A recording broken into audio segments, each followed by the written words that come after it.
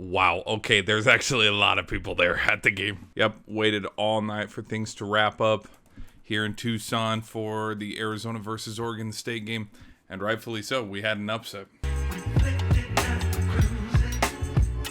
But here's the thing. Instead of waiting for Tuesday for them to finally release, oh, here's our top 25, we're going to release it right now. Here's my opinion, and we all know who the top 4 teams is, so let's just pop into it. In my personal opinion, if we're just going strictly on how I feel, again, huge bias, I'd have Georgia at 1, Oregon at 2, Florida State at 3, and Texas at 4. But that's not what it is. It's not like they're magically just going to drop Michigan out. That is the one thing to highlight and look at as the investigation for Michigan sign stealing gets a little bigger. And, oh, do they penalize them? Oh, do they not? I don't think it's going to matter because here's the thing. Whatever happens this season for Michigan is going to play out. It'd probably be in their best interest not to win the national championship this year, because if they win it this year, by the time like the legal process is all said and done, it's going to be stripped, and they're going to strip them from it. Just like how they did. Which college just got caught for a cheating scandal and their titles were stripped? Was it Louisville? Whatever. It's too much of a money move to have Michigan go undefeated. Like, let's say that they do beat Ohio State and they end up going 12-0. They win the Big Ten championship 13-0.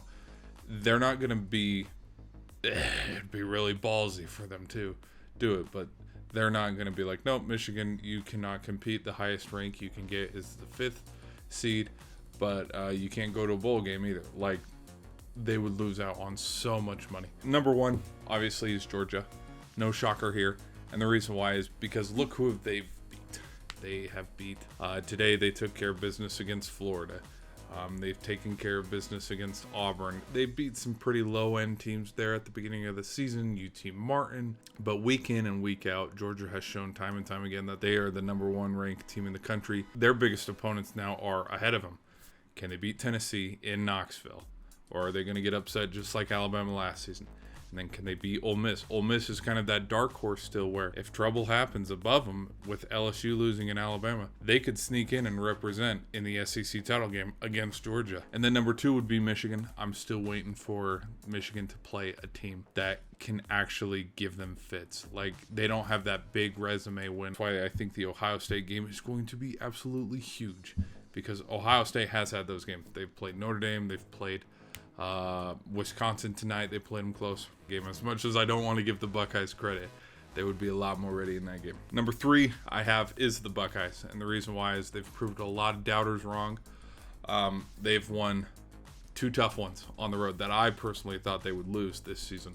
They beat Wisconsin. They went into Madison, took care of business. It was a close game throughout, but then they pulled away there at the end. Harrison Jr. has now come to life. It took 3-4 games for him to get ready, but then now his stats are pretty remarkable. And then Notre Dame, it took till the last play, but they did get stuff done against the Irish. Number 4 I have is Florida State, and the reason why I have Florida State is their resume is the best resume out of all these teams. They took care of Clemson on the road. They took care of LSU right at the beginning of the season, put everybody on notice, like, hey, these Seminoles are for real. And then they beat Duke. Yeah, Seminoles, ACC, probably safe to bet, unless they just magically disappear.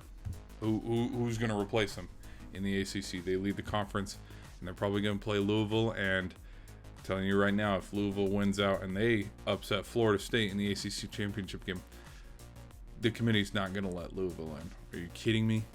They're not. Number 5 I have is Oregon. Yes, I have them here. They took care of business against the Utes today in Salt Lake, so that streak of the Utes have not lost at home and blank amount of games, that doesn't matter. That's history. It's in the past. Bo Nix has now put himself in the driver's seat of the Heisman.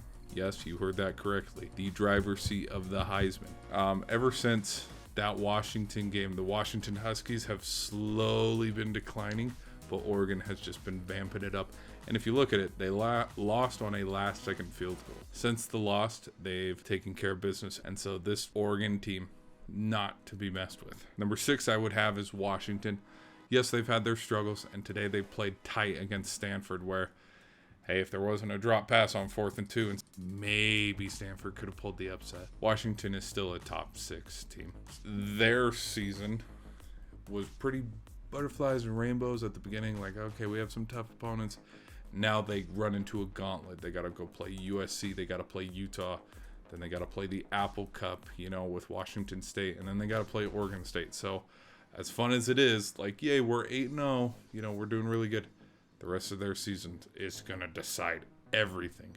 Not only Pac-12 standings, ultimately college football playoff implications. Those are the top 6 teams. Honorable mentions just outside Texas and Alabama. Any craziness that happens above them, which there will be. We have so many more weeks to go, and they're going to get in there. So anyways, catch you in the next video. Peace.